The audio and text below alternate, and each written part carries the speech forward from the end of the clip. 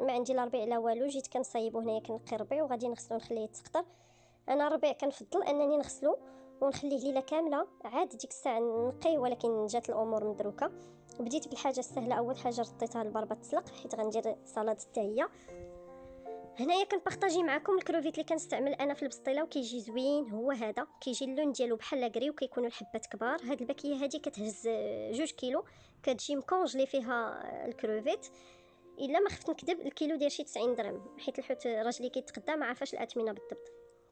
درت الماء يغلي، زدت عليه شويه زيت البلديه وشويه المليحه وغنسلق فيه الابليه البنات بالنسبه اللي ما تعرفوش هو هاد الحبات هادو ديال القمح كيجيو في الباكيه هما مفورين قبل، ما كياخدش ليا وقت بزاف، تقريبا 10 دقائق وكيوجد صافي. كنحيدو ونخليه يتسقطر. الحوت مغسول وخليته كيتسقطر. اول حاجه غنبدا بها السهله هي الحوت الابيض، وما كنطيبوش انا نهائيا في البوطه، كنشدو كنستفو في اللاطه اللي غتدخل الفران، وكندير ليه شويه ديال الكمون وشويه ديال الحامض وكندخلو للفران اللي ديجا شعلت عليه، راه دابا الفران سخون، ما كندير ليه لا مليحه لا والو. كنخليه حتى هو ما كياخدش ليا وقيته بزاف، دغيا وكيوجد، وكنخليه جانبا حتى يبرد. عاد كنقيه وكنقطعو هكا لا يكون فيه شي شوك ولا ديجا كناخد. انا كنفضل الميرلو، كتجي في المذاق زوينه، كنفضلها انا في البسطيله. ندوز دابا ان شاء الله نقاد الربيع. غنستعن بهاد النشافه هادي، خديتها عند الناس اللي كيبيعوا المواد ديال تركيا. لا كاليتي ديالها زوينه احسن من دوك الاول اللي كانوا في السوق. نحاول نشفو مزيان. هانتوما البنات راه صراحه كتقضي الغرض كي كنقولوا. شفتوا الماء اللي نزل، مع العلم انني راه خليته تسقطر ودرته فوق الفوطه باش يعاوني دغيا يشرب الماء، لكن مع ذلك بقى فيها الماء. بالنسبه للطحانه انا غادي نستعمل هذه اللي عندي ديال بوش، ولكن بالنسبه للربيع ننصحكم بديك لاله مولاتي الحاد قال لي في السوق احسن، حيت انا شفتها عند ماما مجرباها في الربيع دغيا مقارنه بهذه، وكتقطعو احسن من هذه حيت فيها كيكون فيها غير 2 ريوس، ما كيكون الاخرى لاله مولاتي الحادقه كيكونوا فيها 4 ريوس. غندوزو دابا للشرموله ديال البسطيله. كندير الربيع الثومه نص كاري ديال الكنور، ضفت كذلك التحميره، نضيف الحامض، غادي نضيف كذلك هنايا معلقه ديال المطيشه ديال الحك مخفى بشويه الماء، معلقه ديال العطريه ديال الحوت غتلقاوها عند الناس اللي كيبيعوا العطريه ولا اللي كيبيعوا مواد الحلويات. الهريسه على حسب الذوق ديالكم نتوما كله، كاين اللي كيبغيها حاره كاين اللي لا. نضيف صوص الصوجا ونضيف كذلك صوص نيوكمام، تقريبا معلقه كبيره من الصوجا استسمح ومعلقه 2 معالق ديال صوص نيوكمام. هنا حاولت نصور لكم المكونات ولكن ما باينينش. هي هاد صوص نيوكمام خليط ديال الحوت اللانشوبه مطحون، هو مناش كيديروها. ما كنديرش الملحه نهائيا حيت ديجا صوص الصوجا ونيوكمام والحامض مالحين. ضفت كذلك زيت الزيتون، غادي نخلط مزيان. هذه هي الشرموله باش غادي نطيب البسطيله ديالي. كنديرها انا هكا كثيره وكنبدا نهز منها بلا ما فيما غنطيب شي حاجه او عليا انا فمي اليوم ما عرفت مالي كترجل ليا الهضره فمي. المهم ما علينا، قلت لكم هنايا غادي ناخذ البوارو. بالنسبه اللي ما توفرش يقدر يدير بصيله، ولكن بالبوارو كتجي احسن. درت ليه الزيت البلديه ورديته فوق البوطه، خليته طاح شويه، عاد غنجي نضيف ليه تقريبا 1 المعلقه كبيره ديال الشرموله وغادي نخلط مزيان. المهم نتوما شوفوا الشرموله راه عينكم ميزانكم، كتزيدوا شويه بانت لكم خاصه زيدوها. غادي نستمر بنفس الطريقه. انا كنعتمد على مقله وحده في الطياب باش البنه كتبقى في بلاصه وحده، شي كيشرب البنه ديال شي وهي غاديه هكا. نفس الطريقه درت اعتمدتها في الكالامار وفي الكروفيت، غير الكروفيت جهدوا عليه العافيه مع كيكون كونجلي. اللي طيبتها في الكروفيت والكالامار غنديرها في شبيكه ونخليها كتسقطر باش ما يطلقوش ليا الماء ديالهم في الورقه في البسطيله وتجيني الورقه فاسده. صافي غادي نستمر بنفس الطريقه حتى نكمل الحوت اللي عندي وغادي نخليه جانبا. ندوز دابا رديت الماء تيغلي، درت فيه الماء والملحه وورقه سيدنا موسى باش نرد البروكولي. نفس الطريقه درتها لهادو لي شو دو بروكسل. ديك الورقه ديال سيدنا موسى كتحيد ديك المروره اللي كتكون فيهم وكيجيو بنان.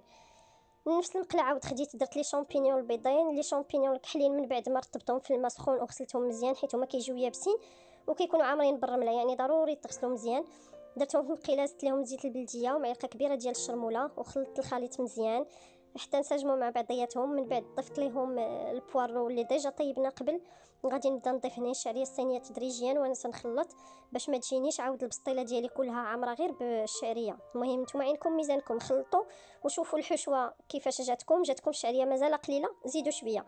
من بعد زدت ليها الخليط اللي عندي الشرموله استسمح البنات سمحوا لي. قلت لكم وكنخلط مزيان. عاد غادي نجي ناخذ هذاك الماء اللي عندي اللي ديجا قطر ليا، ديك المريقه اللي قطرات ليا من الكلامر ومن الكروفيت ما كنضيعوهاش، غنجي نضيفها هنايا على خليط ديال الشعريه وغادي نبدا نخلط. غير هي واحد القضيه البنات، فاش ديروا الشعريه ترطب ما تخلوهاش تشرب الماء بزاف وتجي منفوخه بالماء. راه فاش كتضيفوا ليها الشرموله اولا تضيفوا ليها الماء بحال هكا راه ما تعطيكمش حتى بنه، ما غاديش تشرب العطريه. حيت علاش؟ حيت هي وارمه بالماء. صافي خلطت مزيان حتى نشفت عندي هاد المقله من ديك لاصوص اللي كاينه، وعاد حطيت الامور كلها جانبا. وغادي ندوز دابا للمونتاج ديال البسطيله. اول حاجه ما كنستعملش نهائيا الزبده، حيت الزبده ملي كتدخل اي حاجه كتدخل الفران هكا بغيتها تجيني مقرمشه ما كنديرش فيها الزبده. مع الزبده كتلق داك الماء ديالها وكتفزق ليا الورقه وما غاديش تجي مقرمشه. كناخذ الزيت كنسمها، كندير فيها شويه شرموله د الحوت، شويه كنور د الحوت، وشويه د المليحه كنخلط، وشويه د التحميره. كنخلط الخليط منها كتعطيني بنه في الورقه، ما كتجيش هكاك ناشفه. زعما ما كتجيش، كتجي مبننه كنبننوها منها كتعطيني حتى داك اللوين. الطريقه عاود اللي كنستعمل، كنجي نختار العدد ديال الوراق اللي غادي ندير للمونتاج. بحال انا هنا عندي المول كبير غنستعمل 5 د الوراق لتحت، عاد السادسه هي اللي كندير الوسط، ونفس الشيء الفوق. كنعزل دوك الوريقات كندهنهم كلهم بمره باش نحيد عليا هاد لي طاب ديال الدهين. عاد كنشد دوك الوريقات كنديرهم في واحد البلاستيكه باش ما تقرشفش ليا الورقه، ما تنشفش، باش تبقى ليا الورقه طريه. والورقه نصحكم دائما تستعملوا ديال البخار، كتجي احسن من ديال المقله بكثير. واحد الغلط عاود درتو بالنسبه للحوت الابيض، ملي كنحيدو من الفران نورمالمون راه كنزيد ليه معلقه ديال الشرموله هنايا مع الزربه وراكم عارفين يدي بوحدي. صافي ما بقاتش لي الشرموله، معليش ماشي مشكله، راه شي غيطلق فشي. طاول البسطه هو الاول بداك البابيي. علاش؟ حيت انا في الطياب ضروري ما نقلب البسطيله طيب على الجهه الاخرى. هانتوما تفرجت الوراق ما كاينلاش نوريكم، كلشي كيعرف. غير واحد الملاحظه بالنسبه للجهه الحرشه هي اللي كتوالي ليا الحشوه، يعني الجهه الملسه في الورقه دائما كتوالى على برا. نحط الحشوه ديال الشعريه وخليط ديال لي شامبينيون، نحاول دائما نعمر الجناب عاد الوسط.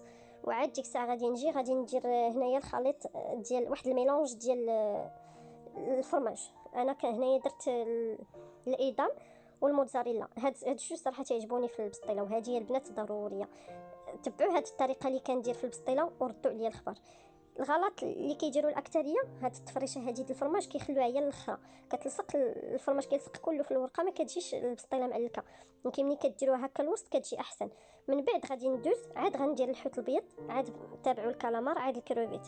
حتى البسطيله ديالكم ملي ما كتخلطوش الحوت مع الخليط ديال الشعريه كيجي الحوت باين، وكتجي تبارك الله البسطيله كتبان عامره وكلها حوت. اما كيجيني انا البسطيله اللي مخلط الحوت مع الشعريه كتبان كلها شعريه. هانتوما شفتوا كي كيبانوا الطرف د الحوت، غير الحوت الابيض حتى هو فاش تقطعوها البنات ما تفردوه. شفتوا راه وريتكم الطرف قداش. وانتوما شوفوا اللوين اللي كيكون عندنا في البسطيله كيجي غزال، هذه باقي ما طابت. لصقت الورقه الاخرى ضروري كنلصقها بالبيض. غندير السلوفان وغادي ندخلها للثلاجه حتى الغد ليه. الخضره حتى هي سلقتها وجدت كلشي في الليل. من البطاطا البنات كنوجدها في الليل وما كتجينيش عاصيه، ما كتجيش قاصحه. علاش؟ ما كنسلقهاش كنفورها. ديروا البنات هذه الطريقه وردوا عليا الخبر. كلشي غنخشيه في الثلاجه والغد ليه غادي نكملوا عاوتاني الفيديو. هذا اليوم الثاني. اول حاجه رديت البسطيله على الفران، شعلت عليها 150 درجه وغطيت ليها الوجه ديالها ودرتها لتحت وخليتها تطيب على خاطرها. دزت هنايا قطعت كيشتو الملفوف الحمر قطعته طويل حطيته جانبا. هندوز نبدا نصوطي في الخضره. بالنسبه للخضره هنايا كنزيد زويته بلديه، مليحه، بزار، كمون، ثومه بودر، وغادي نخلط الكل مزيان. من بعد غادي نجي نضيف عليهم الربيع. هذه الطريقه باش كنصوطي. الا خيزو كنزيد ليه عصره د الحامض.